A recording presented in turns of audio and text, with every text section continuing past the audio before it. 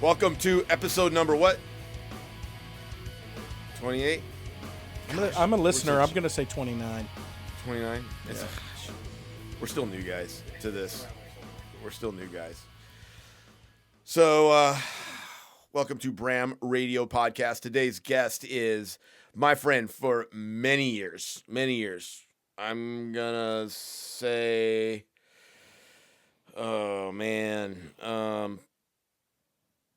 13 years, 14 years.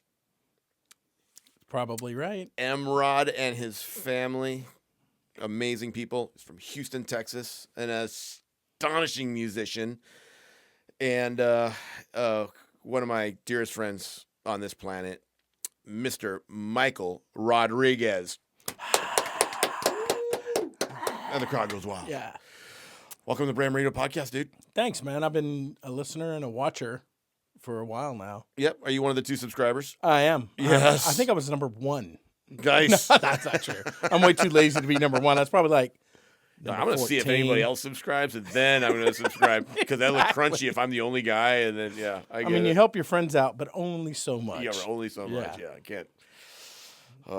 The lines are there, and they are there to be crossed. You and I.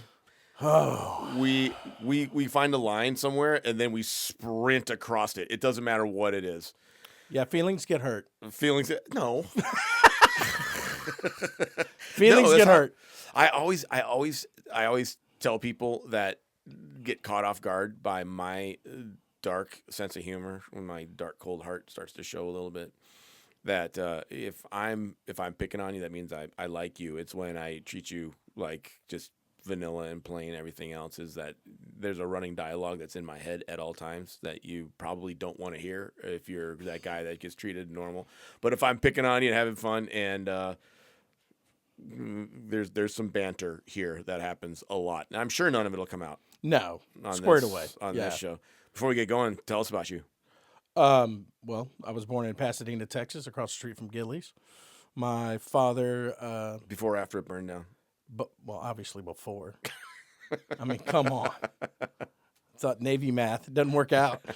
So, and it begins. And it starts. No, and my parents met in Pasadena, and then we moved to Houston. I was born and raised in Houston. Both my parents were musicians. There was always music in my house. So it's that same old story of there's, always music. And when I was very young, I played piano and organ for my church. And then my uncle snuck me. He told my mom that he was going to take me to Bible study. And he took me to a Kiss concert in 1979. And I saw Kiss, and I was like, well, that's it. That's what I want to do. I want to spit blood and breathe fire and, all that stuff. And so I went home and started to try to figure out how to learn how to play bass guitar. And I'm still trying to learn how to play bass guitar. Yeah. 51 years old, like it's not stopped. So, but accomplished businessman, tactical instructor. You've done that for many years. Yes, tactical teddy bear, as you refer to me. Tactical teddy bear. I have never said those 2 words together ever. He has, people. He has. And it's awesome. I've never seen somebody be able to teach tactics so well, especially having learned them from YouTube. You can learn a lot on YouTube, man. There's a lot you can unlearn on YouTube. It's probably a shit ton more you can unlearn on YouTube. No, but but watching you run a range is awesome. I love getting out there on the range with you when you're working with law enforcement and even civilians. And there has been some sketchy stuff that's happened on a range. I think I've watched you almost get shot. I've watched Hoffman almost get shot. Yeah, that was a spooky one. Yeah. That dude holstering his 45, pop, goes off, and it gets, and, it's not like Johnny, he needs any more help ruining his feet. And I think I saved that guy's life when I tackled him and took the gun away from him before Johnny could get a hold of him. Right. Yeah, I think I saved his life. Johnny turned around, walked away, fumed for a second, and then went hunting for him. Yeah. Yeah, it was a bad deal. But it's, and people always ask, why do you wear body armor on the range? You're on a range. It's not war. You're like, well, you're hoping it doesn't turn into that. It might be safer than war. Yeah. But it's You know. but you honestly sometimes when you have people on the range, you don't know really what's going on in their heads and stuff like that. And it's safe as we can run a range, and when it's your range, I know it's going to be a safe range. Even then, it's like when bad happens, it still can go sideways really quick, even on the safest of ranges. And so it's just vigilance. And so watching your vigilance, I know Jeff Kyle was out there, and Levi and Matt and Chris and Johnny and me, and it's just all these dudes that are just like kind of top of their game when it comes down to how you operate on a range, and then add 20 oil executives and watch it get crazy. Oh man, it was just stir. awesome. Yep. But still, a blast hanging out with you on a range, and then and business wise, you have your fastener company. Yeah, family company. My brother and I have. Yeah. Tell us about that. You just bought a big chunk of big building. My brother and I decided to start a fastener company and have my dad be the president of it because my father had a fastener company that was hugely successful nationwide and sold it and retired. And our mom came to us and said, "Hey, listen, if you don't give your dad a job, I'm going to leave him. I can't be home with him every day." So my brother and I took some money that we had saved up, and we started a fastener company, and we seated my father as the president of the company. And that's how that whole thing started 20 years ago. 20 years ago. Wow. Yeah, 20 years ago. June was 20 years. That's when you started Fastener Connection? Yeah, started Fastener Connection in 2005. So, who's your main client? Who's your main client? I mean, the industry. So OEM, like original equipment manufacturers. Yeah. In critical bolting for stuff, in the oil field and in the hydro field and in the wind turbine field. Yeah. We do a lot of stuff for like metal building, like the metal buildings you have here. Yeah. We do a lot of that stuff for metal building manufacturers. It keeps us busy. So your music stuff. So how do you want to unpack this? Do you want to start with music and then go to tactical? I want them to know who you are before we start getting into this stuff, right? God. So we're still introducing you. This is your favorite part. This is your favorite part. Why? What do you mean? So we're on the range, as you know, and you're like, so what are your qualifications for teaching this class? And I'm like, well, police department, this, that, and the other, yada, yada, yada. And then you're like, and before that, what were you? And then, I go into what I did before that with PPO, level 4, personal protection. And you're like, before that, because you want to get to, go ahead and say it. It's your favorite thing in the whole world. I don't know what you're talking about. Yeah. You want to get to rock star. That's what you want to get to. What? Yes. Lincoln One rock star. Yep. Okay. Go ahead. Well, since you brought it up. Oh, did I? Since you brought it up, let's talk about it. I see that you got your hair cut. I did. But I'm growing it back out already. I promise I will not put any pictures up of you with your long hair rocking out on stage, which I think is pretty cool. Yeah. It's actually pretty cool. Yeah, you can put all those up you want. It's the other ones I'm concerned about. Oh, those won't go up at all either. Those won't go up at all.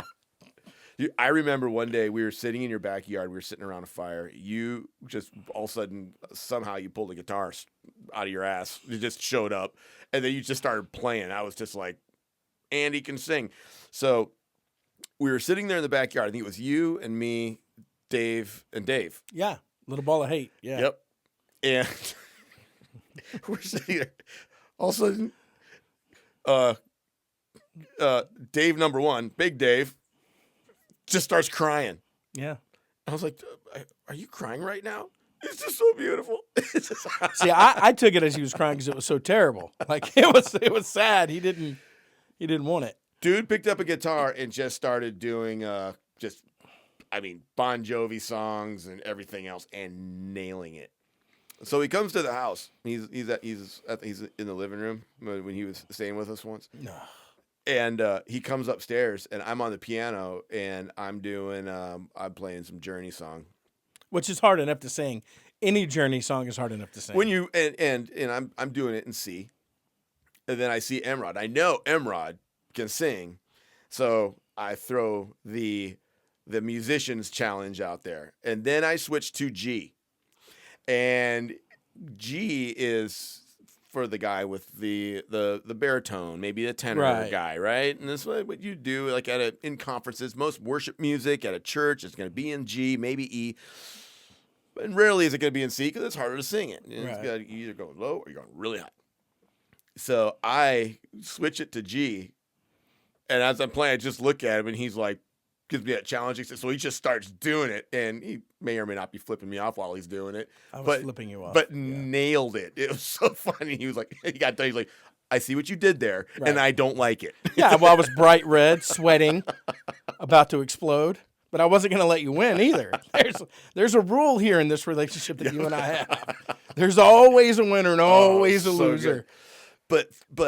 But for the listeners to get an idea as to what level of musician you are, you've played in arenas and stadiums. You were in a band. You opened for some big names. And yeah, I did. I mean, listen, I was I'm the guy that you have a has been. I'm a never was. Okay. Right. So I mean, my brother and I have had grand adventures since we were kids. We played our first gig at a carnival in Houston. I was in the 3rd grade or the 4th grade, which would have been, he's older than I am. He's older than I am. I'm going to say it out loud because he looks younger than me. He must have been maybe in the 5th grade. That was our first gig. And that's when I knew that if I could perform in front of those people in the carnival who really, and here's the secret to being in a band, no one really watches you, right? You're a background. It's kind of like the movies. You're always in the background. So occasionally somebody will turn to look at you and you're like, hey, that guy's paying attention. I'm going to look back at him. Right. So that's as a bass player. Yeah. Oh, especially as a bass player. Yeah. Cause nobody cares about bass guitar. Right. And they don't know that you probably wrote all the songs and did all the arranging and you're basically the music director. Well, I think you're giving me a lot of credit. I mean, we sit down as a band with an idea, and then that idea, like your lead-in song for here, our guitar player actually came in with that riff, and he was warming up with it at the time, and he's an amazing guitar player. His name is Charlie De La Paz. He's great, very chordy, very jazzy, just a brilliant guitar player, very clean on the leads, and he ran that deal by us, and then the next thing you know, we were like, oh, we're gonna put this funky, weird count over it. And we'll base the whole song is going to be based on that guitar riff. And so that's how that came about. And man, it probably took from start to finish 3 hours to write that song completely. And there's some it's not super complicated stuff, but there's some weird counts in it. And then, my brother, the words just came to him immediately. And your listeners don't get to hear the words, but they're great. It's a great song. Yeah. My wife referred to it when that album came out in 2008. My wife, bless her heart, came out and said that was the solo on the album. And that was going to be the solo. And I'm pretty sure she meant the hit, but she kept calling it the solo. So when you grabbed it to use it, she was like, see, I was right. It's the solo. Right? Yeah. Yeah, I remember I texted you. I'm like, hey, dude, I'm going to use some of your music for this podcast. And you're like, yeah, whatever, man. I don't care. Use it. Use it or lose it. So, yeah, that's how we started. And then, we toured for a long time. And we were kind of in that weird era where rock music was dying and grunge was coming in. And so, we stayed in California for a while. We played in L.A. and around L.A. And we went to New York and did some showcases in New York in December, which I never want to ever go back to New York again now because I was there in December. It was brutal cold. And then we toured. Man, I was on the road with my brother for 10 years, 12 years. And now we don't. It's weird because now we don't do that kind of. Like, if we're going to play a gig now, it's something that we set up 4 or 5 months out, and then we just announce it there in town or I'm going to do one in Dallas in a couple of months. Or we'll do something, but it's always in Texas. Like, we're never going to leave Texas. Because now we do it because we love it. Mm-hmm. Used to, we were doing it because we wanted something from it. And now it's just because we love it. What's the largest crowd you ever played in front of? Probably Orlando Music Festival.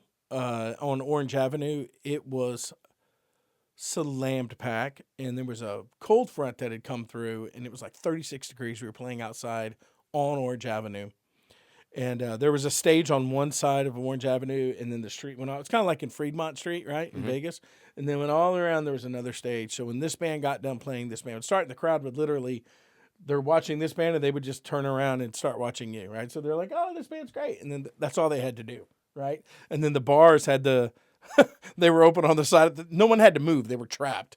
That was a lot of people. That's a lot. What's a lot of people? 20? Oh, man. It was probably 50. that. Yeah, I would say it was probably, yeah. I can tell you that they were packed in there nut to butt for as far as I could see. Mm. It was a lot of people. And it was freezing cold. And, boys from Texas, we're not used to playing in that. We were going down to Florida. We were like, yeah, Florida. And it was 36. Yeah, cold. Fingers start moving slow. Oh, it was brutal, man. And of course, we're wearing, remember what the year was, so we're wearing like sleeveless shirts and skin tight denim jeans, cowboy boots. And, yeah, it was miserable, man. Oh, man. It was miserable. Now when I go on stage, I'm just like, it's pretty much whatever I wore that day is what I'm walking on stage with. Yeah.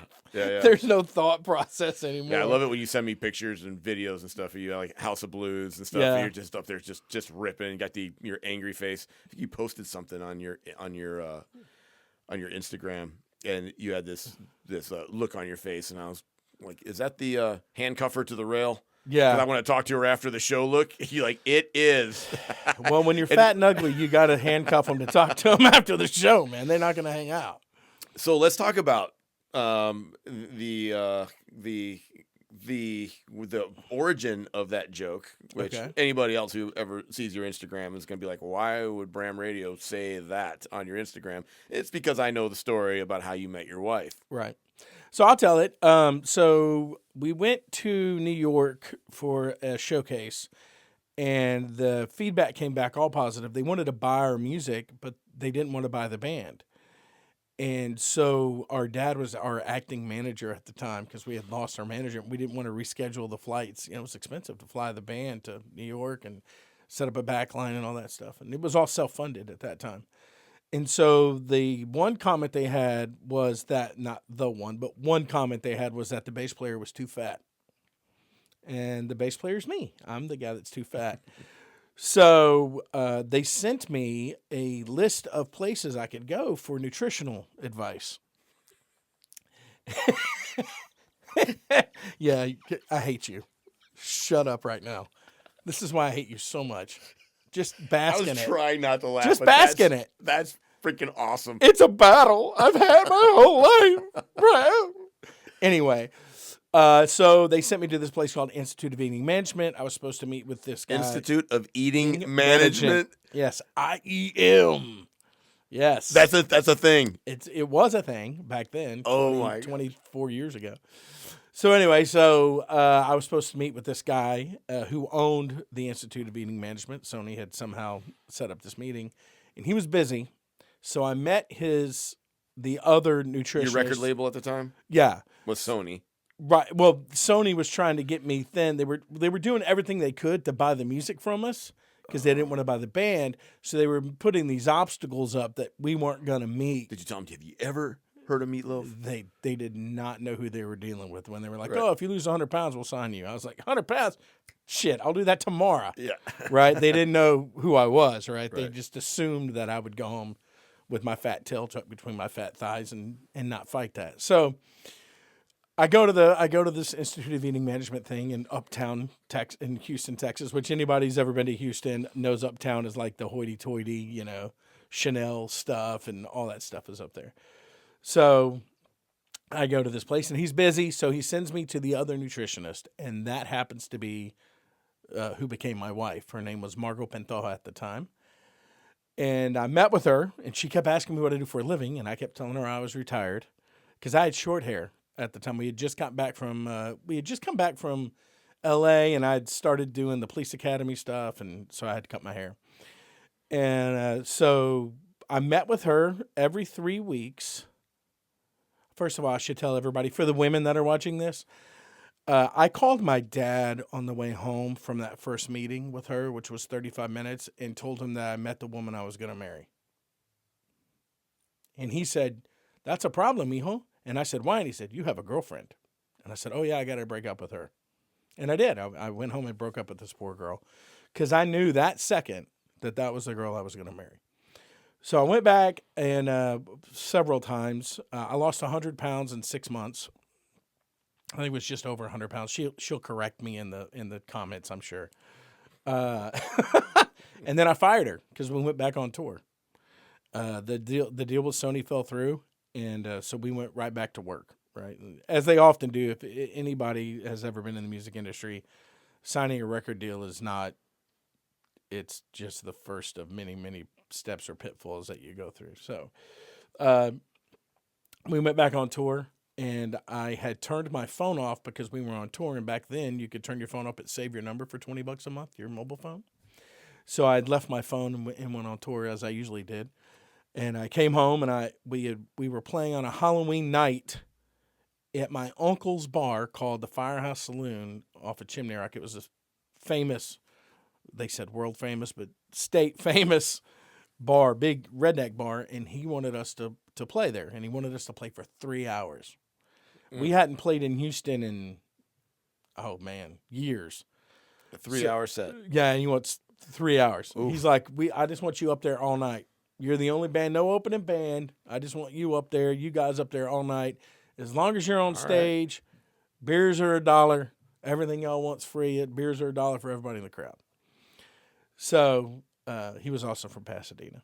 So we get there, and I plug my phone in to charge it back to Houston, and I call 611 AT&T, and I say, "Hey, I'd like to have my number turned back on." She's like, "Great." I set it down, and it rings.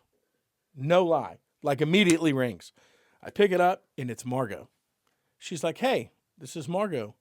And I always called her Doc. I was like, "Hey, Doc, what's up?" And she's like, "Me and some friends want to come see you. We heard on the radio that you were playing tonight, and we want to come see you." And I was like, "Well, how many tickets do you want? I'll make sure they're at the door."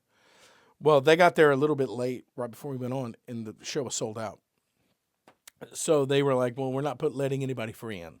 So her friends left, but Margot said, "Well, I'll pay to go in." I told them I'd be here. So she shows up, and I'm introducing her. Now, our parents are there, right? Because we haven't been played in forever. So my mom and dad are there. The guitar player's grandma's there. My brother's wife, who was pregnant with her first kid's there. Like, everyone's there. And they had set up this huge picnic table in the middle of the floor of the crowd in front of the stage, which was a huge mistake, to seat these people. And so I run around introducing her as my Doc. Anyway, so we go on stage. The picnic table's full. It's Halloween. Debauchery starts in the crowd. Everything that comes with a rock band back then is happening in the crowd. And it's 1:15 in the morning. And I see her hugging my dad to say the Mexican goodbye, like, "Oh, it was so good to meet you. I got to go." And so I'm like, I grab my bass tech, whose name was Dave Hatch. We called him Hatch.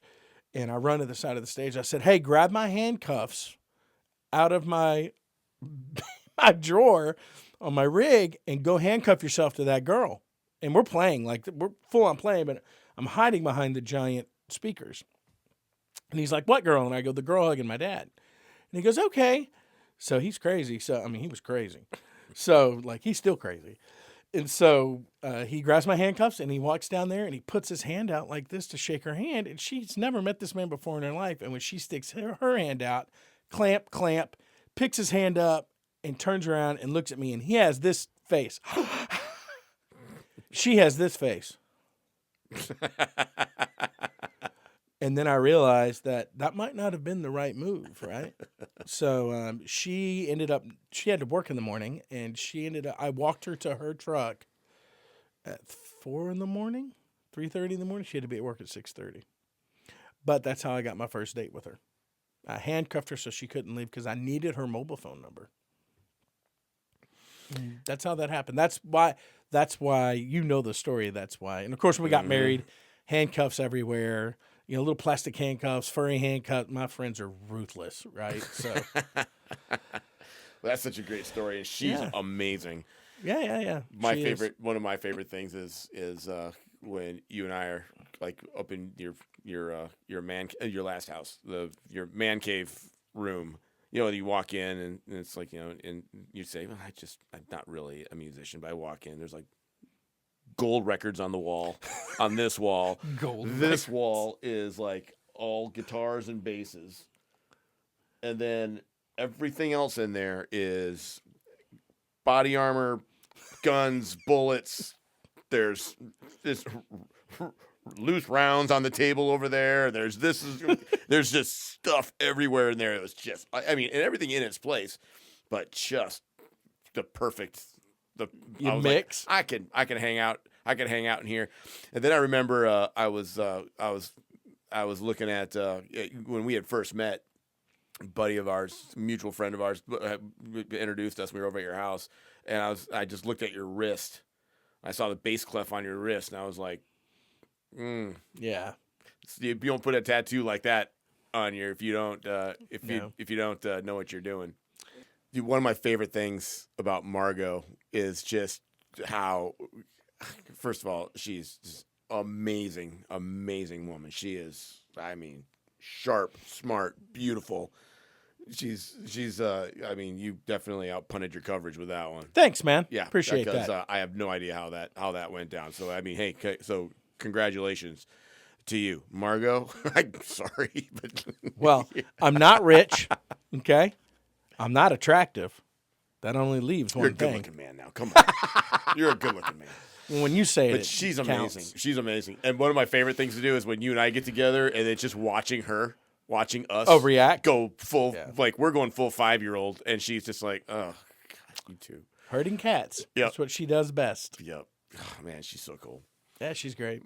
Tell me about your songwriting process, because I know you write a lot of stuff. But when you write a song, because and I know with you were so Sound Breaking Ground, Straight Jacket Theory.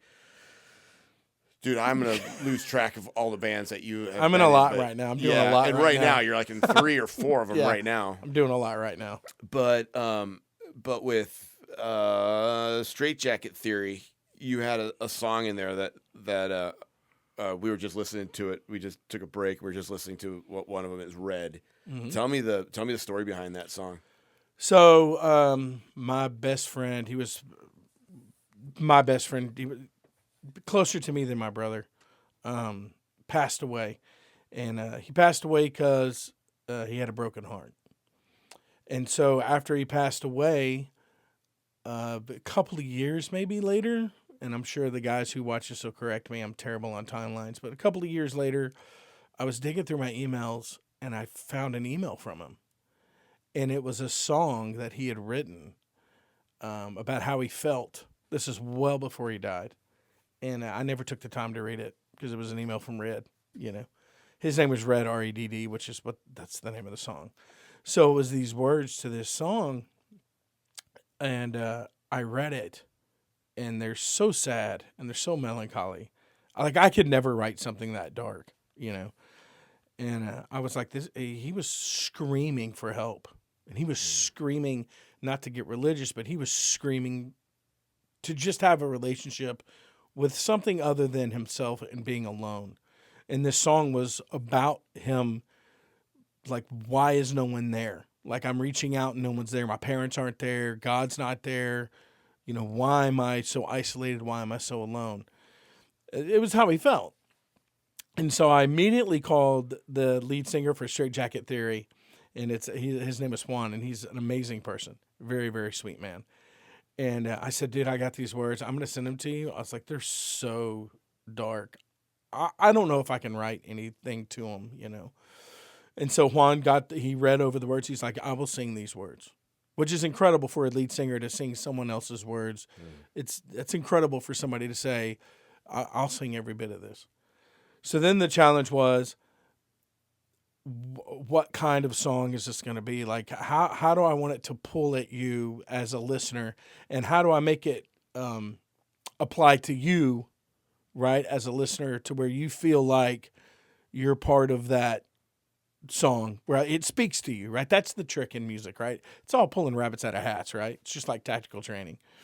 But so I thought to myself, what would Red do? And so I listened to all of Red's favorite songs, and I was like, okay, we're going to put this section in here because he loves this band. And we're going to put this section in here because he loves this band. We're going to do these backups, which Joel, the guitar player, helped me come up with the backups in the middle section. And then and we're going to run with it. We're going to see what happens. And this Straight Jacket Theory, we sat in a room and put this song together in about 15 minutes. I mean, it was like he was like, okay, guys, here's what I like. This is what I want it to be. Every time we play this song, the crowd always, it's weird. We don't play it live often because there's a hush that comes over, and it just slows everything down to where when you're a live rock band and you're punching people in the face, and then you play this, it's a strange effect that happens. So It's still got some drive to it, though. yeah, it does, and we play it. We still play it, but it's not one we play every time. Hey, Sam, pull that up, please. Let's check it out.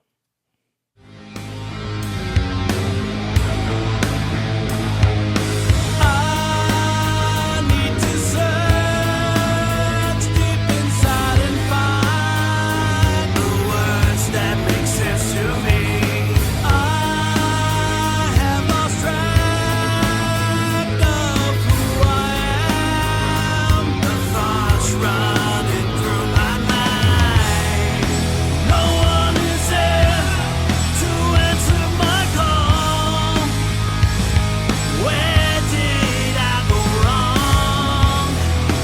No one is there to hear my voice in this dark, despairing day.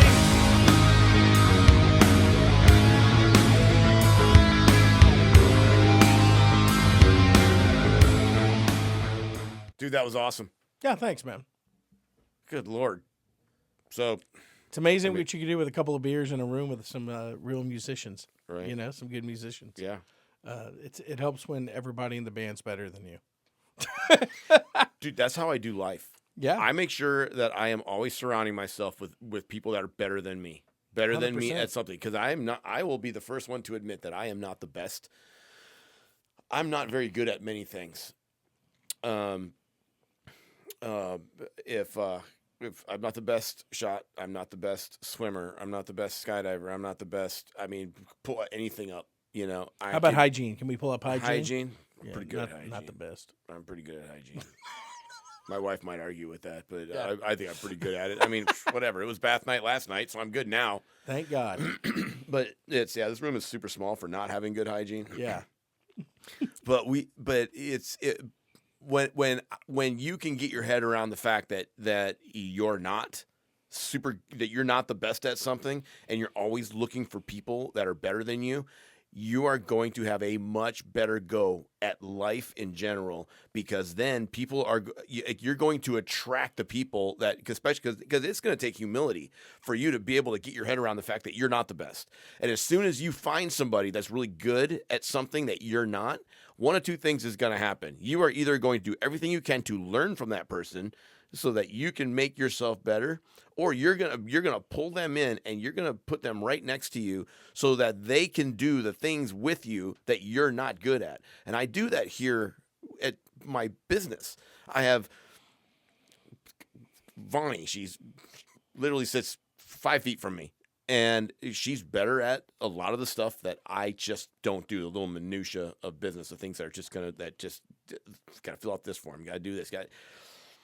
Amber, much better at stuff than I am. Woody, much better at stuff than I am. Any of the instructors are better skydivers than I am. Even my own kids are better at stuff than I am. But then as a team, when you start moving forward, just because it's not the Jeff Bramstead show everywhere I go, even here, it's like I couldn't do this. I can sit in this chair and I can talk to you. I have the best job. I can't do the social media like Sam can. I don't. Yeah, he's crazy with it. I can't do the editing like Zach can. I can't do any of that kind of stuff. So it takes a team to be able to make stuff move forward. So when you have these businesses that are out there that are built on one man's vision, and he doesn't allow other people who have skill sets that are beyond his to put in their skill set into his vision, then what they're actually doing is they're taking ownership of his vision. That's one of the things that has to happen before you can go and do your own thing. When you take ownership of another man's vision and you treat it as though it's your own, what happens is God sees that and he's just going, okay, you have to be a good follower before you can be a good leader. I want you to learn how to follow, because any leader anywhere in life is going to have people that he is going to follow, even though he is a leader. Right. I have those guys in my life. I talk about it on the show all the time. I have my 5 dads. I have my dad the one that raised me. They adopted me. I always tell everybody my parents saved my life. I would not be alive right now if it wasn't for my parents who adopted me. And then I have these 5 other dads that are better at business. They're better at parenting. They're better at being a husband. They're these amazing men that I strive to be like. So as much of a leader as I can be, I'm not going to be that guy without their input into my life. They are better at something than I am, and they have surrounded me. So as I move forward, I have a hedge around me of knowledge that I don't have to reach far to go and find. Yeah, so that is 100% factual and true in life. The Fastener Connection, take my nut bolt company. Mm-hmm. My brother and I own that company, but we have a partner, and his name is Fidel Garcia, and Fidel runs that company. When an employee has a problem, or a vendor or a customer has a problem, they don't talk to me. They talk to Fidel, because Fidel's going to fix it, right? My job is to make sure the bills get paid and we can move money around, right? Mm-hmm. I'm 6 months, 8 months, 12 months out. Fidel's every day in the trenches, working his butt off. And that company doesn't work without Fidel, right? I would have sold it, right? You work on the business. Right. Fidel works in the business. Exactly. Right? Exactly. So if you have a CEO who is working in the business, right, that means that the business pretty much owns him. Right. Right? I have been in that situation. Me too. And it is no bueno. It sucks. But if you're able to work on the business, that means that you're up in the crow's nest, you got your goggles on, you got your freaking optics out, you got your binoculars, and you're looking out into, like you just said, looking out and saying, okay, this is, I think, the direction that we need to go. It's called vision. Yeah. And I think the guys who are in the business, they need that vision for drive for them, right? Like we talked about the building I just bought. It's twice bigger than what we need. But in my vision, we're barely going to fit in it in 10 years. Nice. Right? So now that we understand where we're headed, and Fidel and all the crew, all of our family, we literally are like family there. So all of our family, we know which direction to go. That's the easy part. Yeah. Right? The hard part was figuring out where to go and how to get there. Well, now that we forced that hand, so now we know where we have to go and where we have to do to get there. So now it's easy. Now it's just go to work. Put your head down and go to work. My dad, being, we're not sure if he was born here or born in Mexico. It's a big thing, right? And that happens a lot with Mexicans that come across back and forth. But being first generation or second generation, I would be a first or second generation Mexican, American. My dad taught me a lot of the old drive, right? Like the old stuff. If you're upset and you're crying, put your freaking head down and go to work. Somebody says you can't do it, prove them wrong. Like we were talking about the 100 pounds, right? I get that from my father. He was one of those people, like if you said, man, there's no way you're going to do that. Fuck you. Watch. Right? And he spoke like that. He was very crass, Oh, I can't do that? Fuck you. Watch. And I get that attitude from him. The difference between him and I want people around me that can help me achieve the goal, where my father would just drag everybody with him, right? He's just going to drag them. I don't want to drag. I want to be pushed. I want to be pushed. So I have to get the right people around me that push me in those directions, or I won't I'll get bored, right? My ADD will kick in and I'll get bored and I'll just eject. Yeah. So that's how, and my wife is a huge driver for that for me. She's, she very much keeps me on task and task oriented. And Fidel does the same thing. He's my brother from another mother. Right. So I don't do anything without him. Period. So speaking of vision, like watching the way that you are with your kids. Man, Right? don't get me crying, dude. Dude, those kids, you got some amazing kids. Got one in college, got one. He's halfway through high school, but the way that you have, we were talking about this last night at the house, when they're at an age where you start putting options in front of them, because sometimes you have to do that with kids. I've done that with my guys. You start putting options in front of them, and you're not forcing anything on them. I'm just saying, hey, listen, here's something I passed up. This is an idea for you. Here's something that you might be interested in. Here's some, because you know where they came from. You've been watching them their entire life, and you see them watch you. And I know that my kids, you know that you've done it right when your kids, they may not want to be you, but they want to be like you, and they want to take pieces of you into their future. When they want to take pieces of you, in other words, they like, my dad was really good at this, or my dad said this once, or this happened once, and so you find these kids that are out there, a lot of them that are out there in the foster system or people in the penal system, and you start talking to them about something that their dad said that impacted them. It's rarely going to be positive.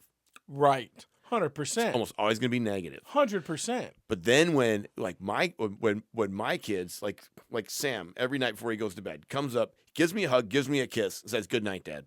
Every single night he does that. So is Sam the younger or the older brother? Which one's older, Micah or Sam? Micah is the oldest. Okay. That's So- Sam. Right. So I know, but the people don't know that he's sitting right there. Oh, So- yes, they do. Oh, okay. Well, Sam's sitting right there. There. I will talk to Yeah. Sam on Yeah. this. This is so So informal. I have that same dynamic where my oldest son, I mean, he'll say goodnight, and we're big on "I love you." Yep. But my youngest son will hug us every night. It's very strange. I'm almost not comfortable with it, right? Because he's very affectionate, and it's made me more of like, I hug you. Mm-hmm. You start to shake your hand. It's made me more of an affectionate person. He's actually bettered me as my son. That relationship is reciprocal, right? Mm-hmm. So there's a lot of things I do purposely to my kids so that when they see that happen to me, they go, "Oh, damn, I'm not going that way. Dad went that way and it was foobar. I'm going to go this way Mm-hmm. because he made this huge mistake and it cost him money and time," right? There's two precious things in life: your time and your money, right? Because money equals time. So to me, if there's any way that I can set my kids on a path to win, I'm doing it 100%. 100%. So being from my kids are second generation, right? So they get that added, and I think a lot of immigrant families in this country put that pressure on their kids because the sacrifices that were made before them from their family to here. My kid's great-grandfather, their grandfather, and myself. The sacrifices that have made that allow them to be aviators in college, that allow them to go to these private schools and do all these things that I grew up poor. We got free food from the school. Like, canned food drives were for me. I grew up in the ghettos in Houston. I always tell you the first church I ever went to was African Methodist because that's where I lived. And I just knew I wanted to be around God. So, and that was the best church still to this day. That was so great. But I mean, that's how I grew up. I grew up in that persona. It was very easy for me to take a left and not take a right. My dad made sure I took a right. Right. So, So putting that vision into your kids, because now you have one son that's already a pilot. right. And he's going to school to get more of his aviation education so that he can go in flying possibly in the military, or maybe in the airlines or whatever. Right. But he's starting to develop that overall vision for his life. And there's going to be the micro visions that are going to happen. And there's going to be hobbies, the hobby ones and the relational ones and stuff like that. But it's like the big vision, the direction that you want to go. He has that.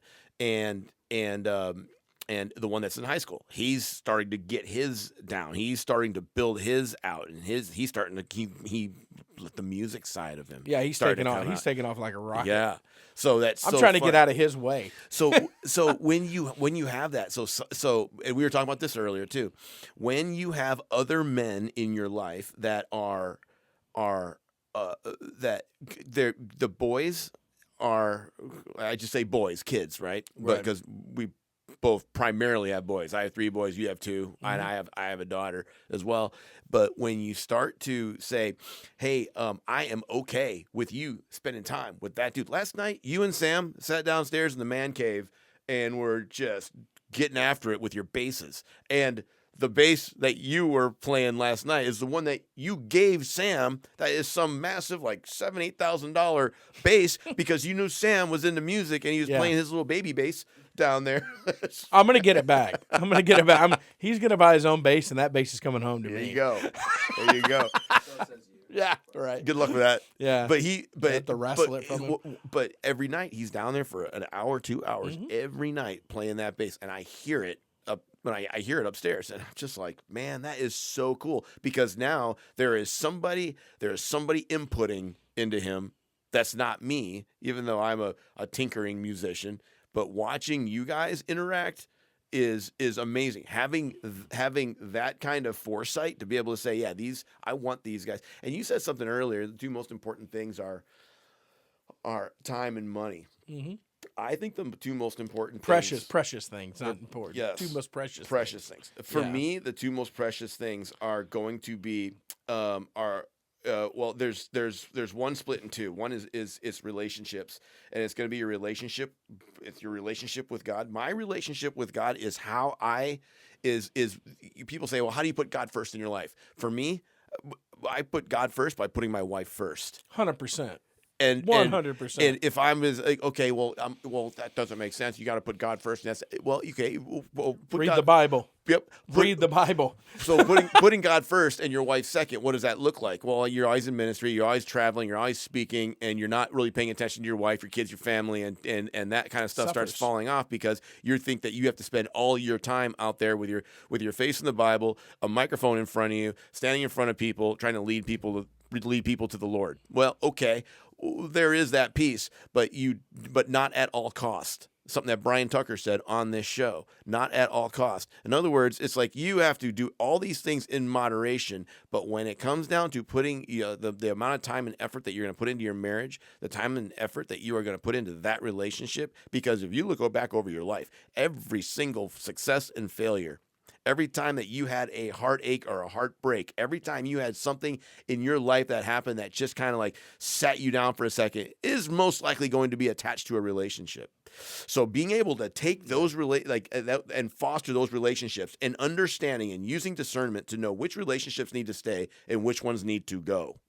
And you mirror those relationships up against the wisdom that you get from when you're pressing into God and you're using that relationship and you're using it as a mirror. And so when you say, okay, my relationship with MROD is 100% healthy. I love that dude. And I get so much out of that relationship. That is a godly relationship with a healthy human that is going to make me better. That's a relationship that stays. This relationship over here, that I am constantly giving, there's nothing coming back, and it's the people that struggle with their codependency, and I know that because I've been there. When you struggle with that codependency, that relationship is going to be equal to that relationship that is important that you do get something from. So now you got to start to bifurcate those and be like, yeah, this is not a healthy relationship. This is a parasitic relationship. This is a pull.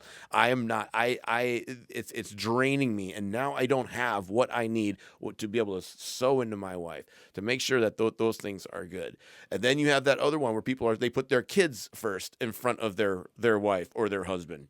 That's another one, because if the kid thinks that he is number one and he's running the show, the lane lines come out and that dude kind of goes wherever he wants. If mom and dad are in sync because they are number one in each other's life, those lane lines are up, that left and right field of fire is intact. That kid knows that if he goes and tests that line, he's going to get the same answer from mom he's going to get from dad. So for me, it's relationships, and then and then taking that apart, it's the relationship with God and that relationship with people and being able to work those. And then a right in there is time and time management. And then there's a distant fourth, which is money. Right. And I think that money is absolutely a tool. And the way that God views money is different than what most people think, right? It's where your treasure is, there your heart is also, there it is. Right? Yes. Which is in the Bible. 100%. So if people always screw that up, they say, where your heart is, that's where your treasure is. Right. No. It's where your treasure is, that's where your heart is, right? So now you're dealing with a relationship with money. Right. So now you have your relationship with people, your relationship with God, your relationship with people, and the ones close to you, and the ones that you kind of have to separate out. And then you have your relationship with time, and then your relationship with money. So it boils, and so now you can wad that all up into one thing, and that is relationships. Yes. So to speak on what you were talking about exactly is, one time I had 4 companies. I was in a band. Traveling, I still have the company in Germany with Sebastian. I still have S4 Supplies. Still have it. Well, his wife and I are partners. And still, I was going back and forth from there. I was doing all this faster stuff. I had the rifle company. I had the AWAT training. And we were, teaching SWAT. We wrote SWAT syllabuses, and we were incorporating SWAT syllabuses 16 hours a day, 6 days a week. And my kids were growing up. And I am stacking money. And you know what that got me? Nothing. It got me nothing. I got COVID really bad when COVID came out, and I was a hard ass and decided I wasn't going to go to the doctor. And then 4 weeks into it, my wife forced me to the doctor, straight to the hospital. They thought I was a goner. They were going to do the whole stick the tube down the throat thing, and I wouldn't do it. My pulse oxygen levels were out of control. I remember that. And I'm doing my last rites, and I'm doing my will in the hospital, and back then you were quarantined, so nobody could see you. So I'm FaceTiming my kids, FaceTiming my wife, and I remember right there laying in bed, and I would love to tell you, oh, God touched me. It wasn't anything like that. It was the realization that I had been concentrating on the wrong things in my life. So what's most important, right? That's when you're laying in bed, and the doctors are like, hey, man, it doesn't look good for you. That's when you realize no matter how much money you have in the bank, no matter what you can do to get more money, there's no saving you at that point, right? So that's when I decided, hey, man, I'm going to eject some of these companies, and I'm going to stop working. I'm going to slow way down. How'd that work out? Amazingly. Yeah. It's changed my relationships with my sons. Changed my relationship, but she probably hates it. Changed my relationship with my wife. Changed my relationship with my friends. It literally took my life in a calming. You started taking my calls. Yeah, well, I try not to take your calls because I noticed that. Get over here, jump out of the airplane, or let's go Baja racing in Mexico. You got to be 230 pounds for that. There's no way I would ever say that. 230 pounds came and went for me a long time ago. We're talking elementary school shit. No. So when you lost 100 pounds, you were finally down to 265 at the time. Yeah, there we go. No, I was probably 245 back then when I lost 100 pounds. But yeah, so it changed. It changed the way that I interact in the world. I stopped demanding so much from people and started expecting more from people. Right. So I stopped trying to That's make, good. yeah, I stopped trying to make things my way and just let them go the way they're going to go. And I really, I think if you ask my family, they would tell you I stopped being reactive, right? I was always like an open sore. If you picked it, I was going to gush blood at you. that intensity is what which made me successful in my endeavors, was the intensity for me to, become a great white shark and bite your head off. And I've slowed I'm a different person now, man. I'm a hippie. I'm a hippie version of MROD, right? As you know from working with me in the police departments and all that stuff, I was pretty intense, and I demanded a lot from people because I wanted to go home every day. That was my task at hand was, I'm going to go do this terrible stuff to these terrible people, and then I'm going to go home to my wife and kids. So that's when I realized that time was more precious than anything else. When you have that experience, whatever it is, whatever's the worst thing that happened to you is the worst thing that's ever going to happen to you. So whatever that experience is, and if you don't take from that experience and learn and build positive from it, then why did God put you through it in the first place? He's trying to show you something, right? He only puts, my favorite thing to tell people when they say, oh my gosh, how do you handle everything that you're handling, and you're still such a happy, bubbly person? Well, because I know that God's only going to put on my shoulders what I can handle. That's right. He's never going to let it go over. So when I think I'm at my max and I can't take it anymore, and I'm on my knees and I'm going, God, please, for the love of Pete, stop. And he goes, oh, well, here's one more thing. Right? Here's one more thing. Now get up. Get your ass to work. God cusses at me. I don't know how God talks to you, but to me, he's very rough. He's very rough when he speaks to me. Stop being a baby. Get your shit together. Get your ass and go. Get up and go to work. Right? Like I said earlier, if you're in trouble and you don't know which way to go, put your head down. Go to work. Yeah. Things will happen for you. I have my youngest, who we got him when he was 7. So Sam's little brother's his name is Adrian, and I don't know if you have actually met him yet, because I think the only times, because when Robin and I would take him to camp down in Texas. Oh I remember. Yeah, we would just stay in Texas and just go drive around and hang out with all of our friends. We'd go to your house, hang out with you for a couple of days, and we'd go over we'd go down, hang out with Kevin, my buddy Kevin that lives near Austin, hang out with him for a couple of days. We'd go down to Galveston, hang out for a little bit. I'd find a jiu-jitsu gym, go in there and get some training from some other jiu-jitsu school. And it's just hang out for a couple weeks, right? But I think that's the closest that you ever came to him was when we took him to Texas for a summer camp a couple times. But we have him at a teen challenge, because this poor kid has experienced all the bad things that life has to offer as a 3-year-old, 4-year-old, 5-year-old, 6-year-old, 7-year-old. When we got him, he's been in CPS, foster homes, been locked in, been in rooms, and the foster parents just open the door and just throw some food in there and shut the door. And he's been in police chases. He's been in domestic violence situations, drug deals. He's been in some pretty tough stuff, And it's no one's fault, but it's just, that's just where he's at. And so we have him at a teen challenge program, and he is just taking to it. I mean, do you love it when you're not with your family and stuff? Because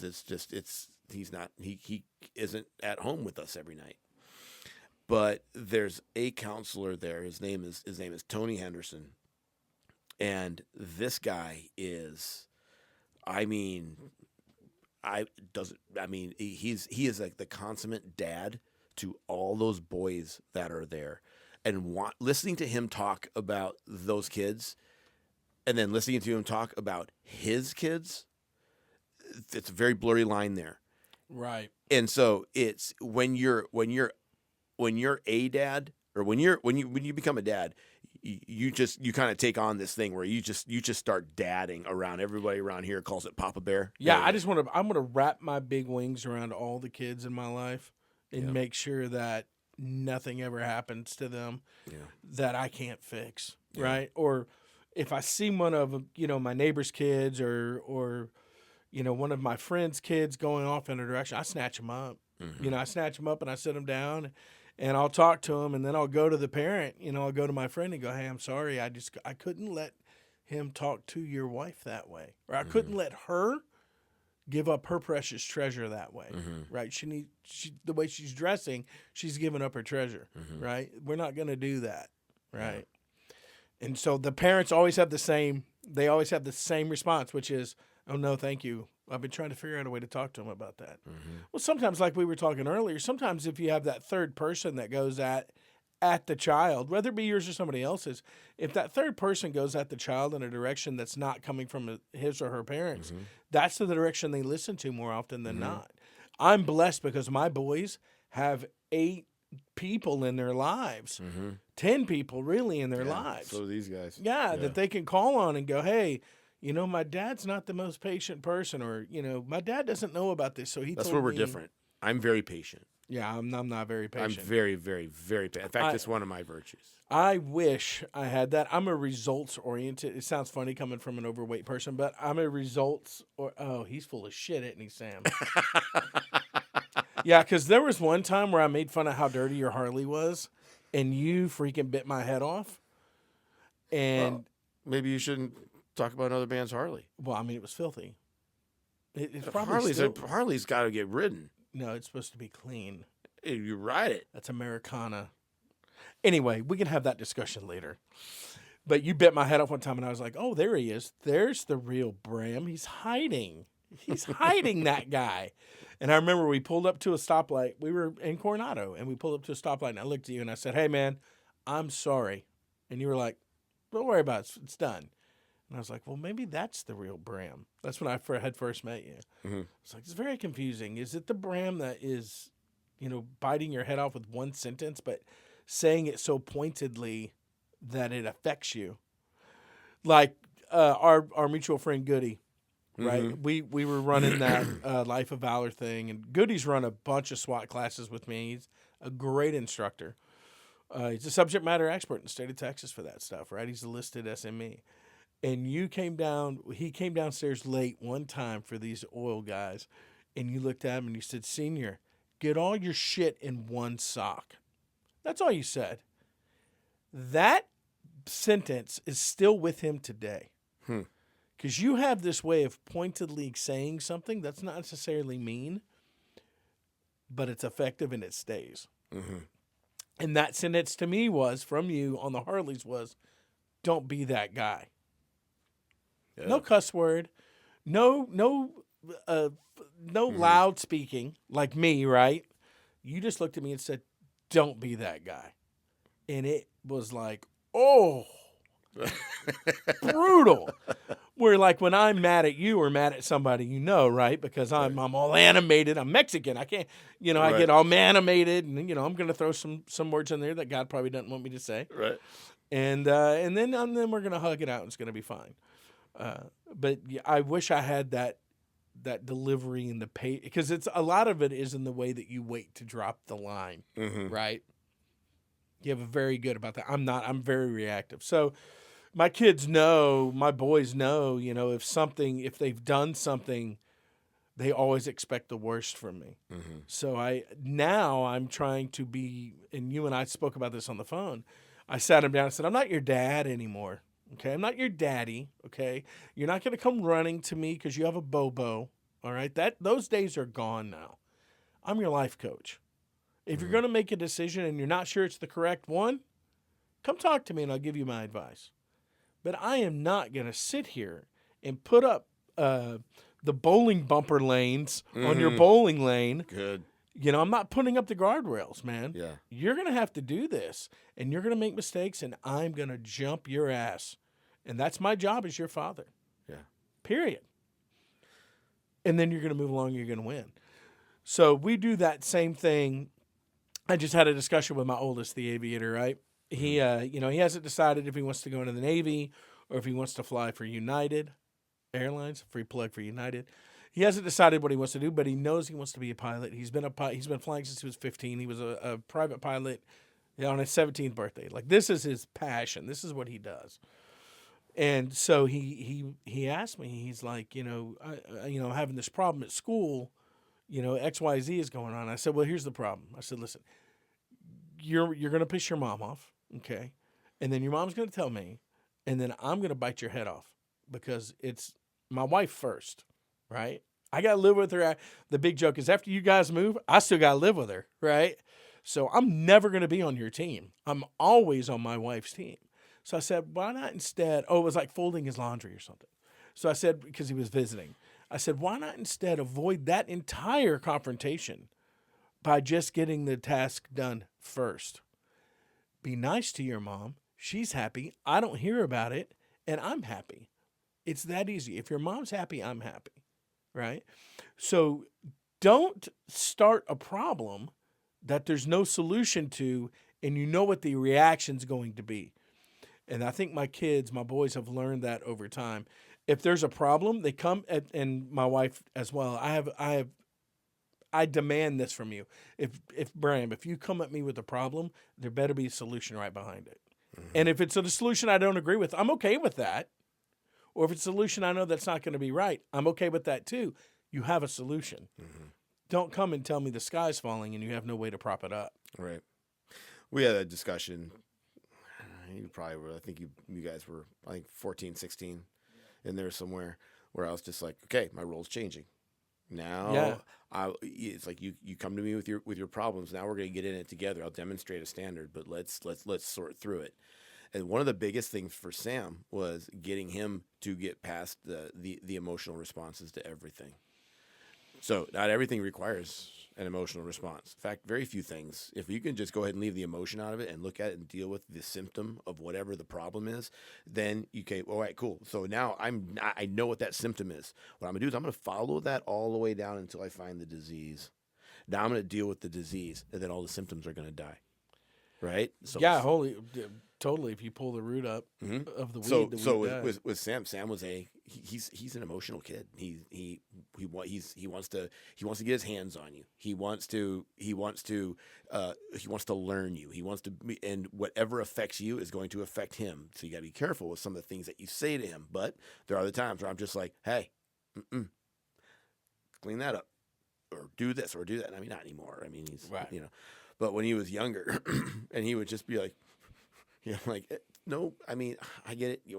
There's no reason to cry right now. You just got to do the thing. And he'd be, and after a while, it lasts like 4 years or so. He's just like, so now he's a little more angry eyebrows, leaning in and stuff a little bit more, and doing the thing, whatever the thing may be, right? Learning as much as he can, doing all the stuff that you do as man. He went and changed the brakes on his car. He knows how to do that. Went to welding school, knows how to weld. God, just like my oldest, man. Just him doing and my oldest stuff. are like right in my oldest was like, I got to take a welding class in high school because I'm going to learn how to weld in case something breaks. Right. Like it's just on his mind. I'm like, hey, why don't you make straight A's? Mm-hmm. No, I'm going to learn how to weld. Just in case. But just being able to remove emotions from things is I mean, it used to be a thing that it's just what you do. Now it's a skill because everybody's so emotional. Oh, touch points everywhere. Oh my! I mean, it's like touch points everywhere. Easily offended. Oh, don't offend this group of people. Or don't offend these people who self-identify as this. Don't say anything that's going to go ahead and touch that button on what their mental illness is. Right, because that's what it is. Don't call it what it is. Let's tiptoe around it. Let's not. And so so now it's like even people like even on this podcast, I'm just like, oh man, I probably shouldn't say that because I'm going to offend somebody. And I'm like, what? So now it's seeped into even the psychology of people who don't normally think that way, and it begins to affect communication. As soon as you affect communication, because communication is the lifeblood to everything. Everything lives and dies by communication. 100%. And it has to be clear. This is what people don't understand about communication. It needs to be clear and concise communication. Mm-hmm. Don't talk just to have your breath taken away from you, right? Be clear, be concise, be considerate, but communicate. If you're not doing that, you're just belching out hot air that no one's even picking up on anyway. Because if you make me, I will tune you the hell out in a heartbeat. I'll look at you and be like, but if I think what you're saying is full of nothing but hot air and breath, and there's no, what is it, Hoffman? If it sounds soupy to me, right, and there's no consistency to it, I'm not listening to you. I'll look at you. We should do at some point an entire episode of Hoffman stories. Oh, Jesus, Hoffman. I could do that all day. That I would could be, do that all day. That would be awesome. So the Scrotum sack full of cowboy yeah. teeth. So yeah. It's a soup sandwich. He just yelled that all day long. That's him teaching on the gun range. Right. Soup sandwich. We'll fix it. You fix it. So I grew up too Mexican to be white, too white to be Mexican, right? Mm. So literally to this day, I'm 51 years old.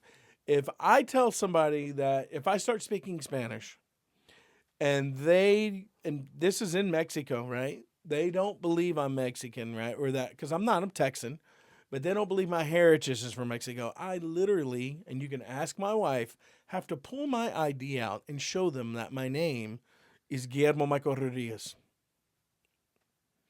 Because they don't believe it because of the color of my skin. Or because when I speak English, I don't have a Mexican accent. There's no Hispanic.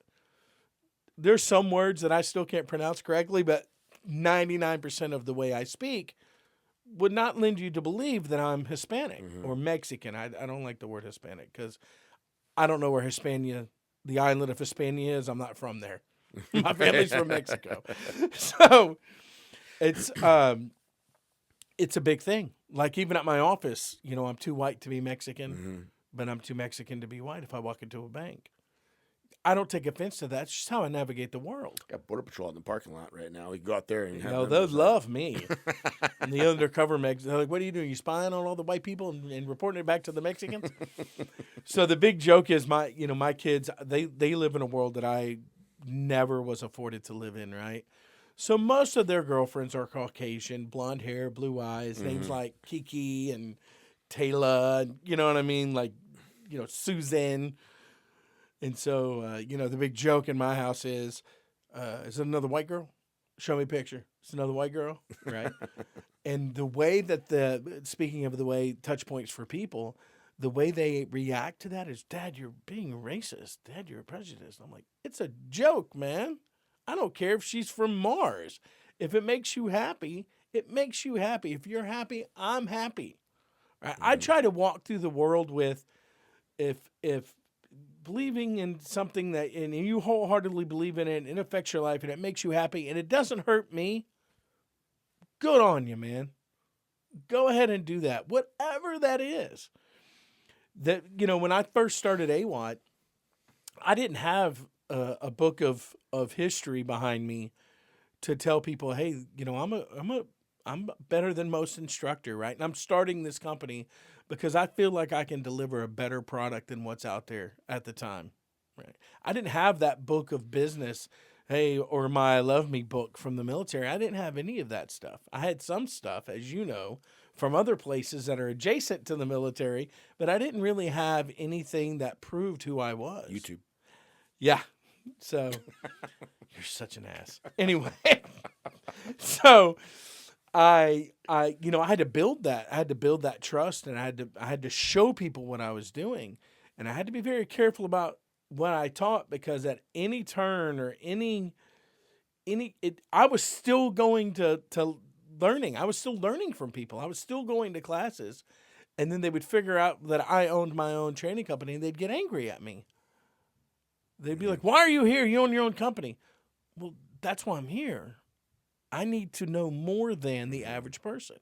I need to know more than, now I have these instructors under me that are, and we hired nothing but vets, as you know, tier 1, mostly guys.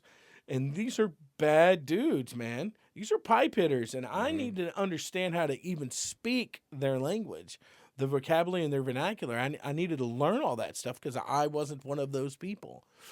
And so I would go to these classes, and these guys would always get angry at me, and I would say, hey, come take my class. Come to my school and learn from us, and I'll go to your school and learn from you. And that symbiotic learning is what I think we need in all of society, right? Like everyone needs to be like, hold on, I get where you're coming from, but explain to me why you travel from there. Right? Instead of, oh my God, you're so offensive. Oh, I'm sorry, man. If you go all the way back to the movies that we grew up on, I think there was a more togetherness back then than there is right now. Yeah. And we had Blazing Saddles. Oh, dude, listen.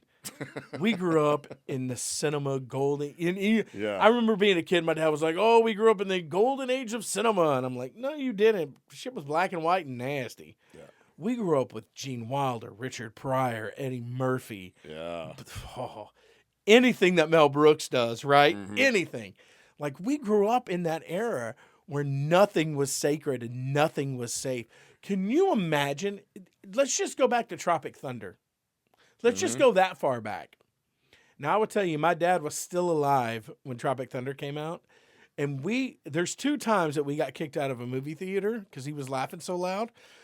The first was Tropic Thunder, and the second was Jay and Silent Bob Strikes Back.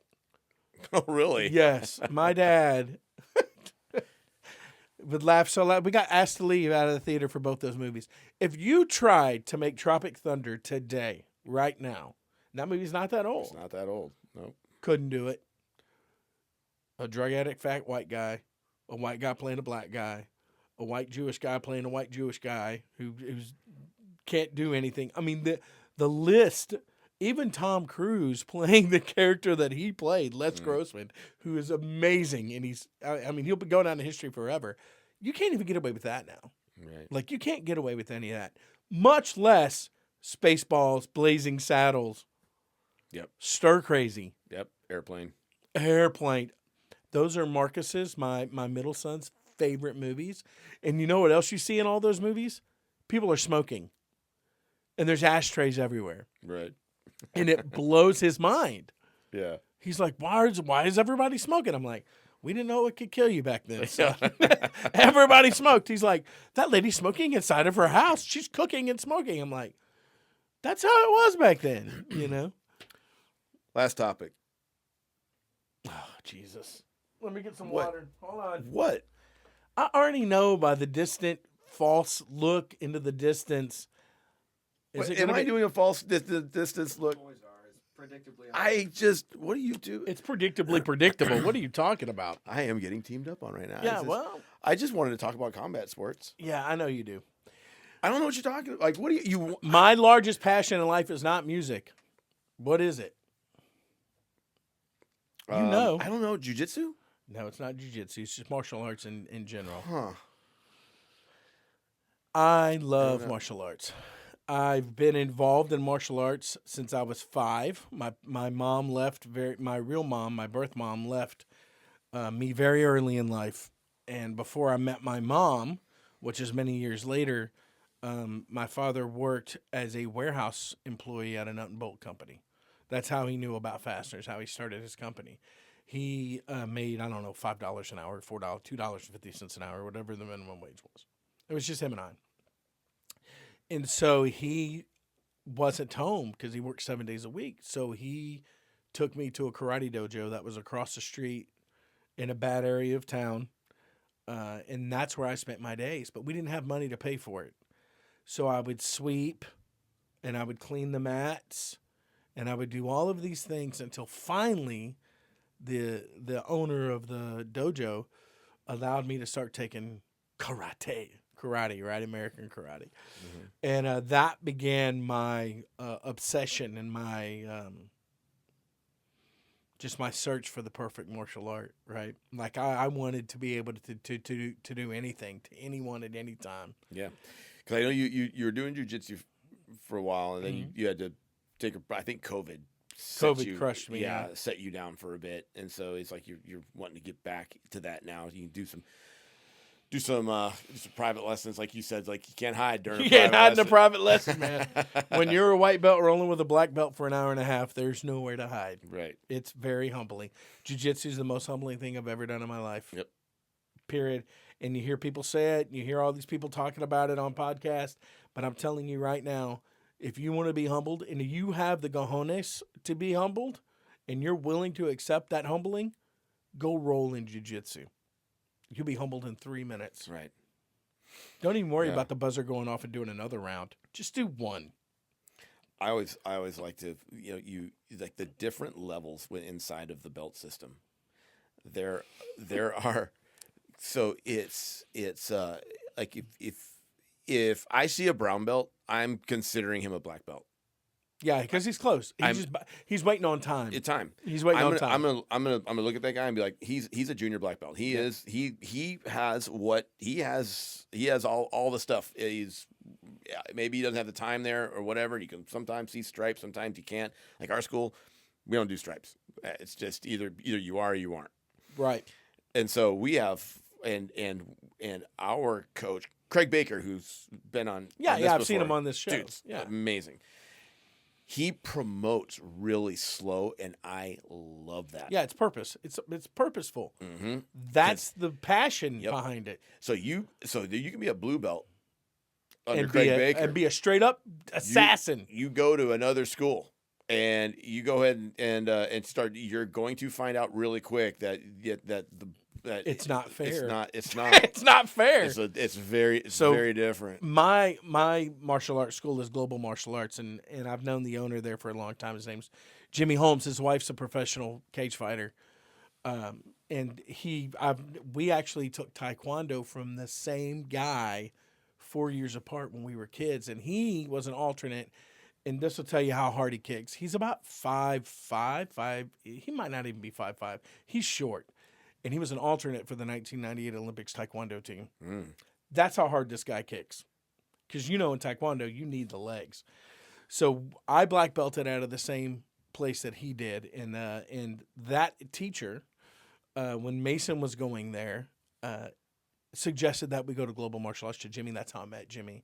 And that's when AWAT was doing all of the hands, the weapons retention stuff. Weapons retention stuff, that's how it came from. But martial arts is definitely the cornerstone of my life. It's the constant. I'm always chasing greatness in martial arts. My kids as well, they're black belts, and they do jiu-jitsu. And it's not even about defending yourself. It's about you seeing what kind of person you are. You learn real quick on the mats. When a 125-pound girl pins you down and makes you submit, and she's 125 pounds and you're 300, it's humbling. Mm-hmm. It's humbling. Dude, how can people find you? Well, first of all, I want to say that I love you, and I think you're doing great things, man. I love you too. I do. You are my dude. Yeah. Dude, we go way back, man. And we got a lot of stuff to do together yet. So, yeah, you and your family. Thanks, man. Same to you guys. Sammy, not so much, but the other kids, I like them. Sammy. Yeah. Look at him. Something. So people can find me, MROD_base on Instagram. I'm on Facebook, Michael Rodriguez on Facebook. Yep. If you look up the bands, Sound Breaking Grounds, Straight Jacket Theory, there's all kinds of compromising videos that you love to watch of me on stage. 100%. I'm completely different on stage than I am in person, obviously. You got some stage presence. That's for sure. I'm all over. I'm a wild man on stage and a very reserved person. Yep. Let's give a shout out to Lakeland. Yes, Lakeland Bases. Yeah. They have been amazing to me.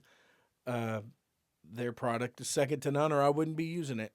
I don't know what else to say. I have a team guy buddy of mine who's actually two team guy buddies that are really into playing bass. And one of them, Mark DeCamp, he and I were texting last night, and I sent him that picture. I took a picture of you and Sam down there with the parachute hanging on the wall. Yeah. And in the background, and I sent it to Mark, and I was like, "This reminds me of you on 2 points, dude, because he was on the same team that I was on at one point, but he's also a very, very established bass player." I wish I could meet him.